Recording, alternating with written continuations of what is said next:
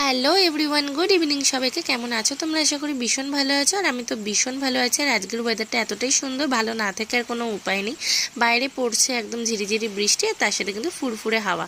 তো আমি ভাবলাম যে সন্ধ্যাবেলা আজকে স্ন্যাক্সে চিকেন পকোড়া, আর তার সাথে কিন্তু কফি খাওয়া যেতেই পারে। ঘরে ছিল চিকেন, তাই দিয়ে বানিয়ে ফেলাম ঘরোয়াভাবে। আর তোমরা মশলাটা দেখে হয়তো ভাবছো যে মশলার কালারটা এরকম কেন হয়েছে। আমি আদা পেঁয়াজ রসুনের সাথে কিন্তু ধনেপাতাও অ্যাড করেছিলাম। আর তোমরা আবার ভাবতেও পারো যে ধনেপাতা আবার কে অ্যাড করে, বাট আমার ভালো লাগে, কারণ আমি এক্সপেরিমেন্ট করতে ভীষণ ভালোবাসি। হ্যাঁ, যদিও বা চিকেনের সাথে, অন্য কিছুর সাথে না।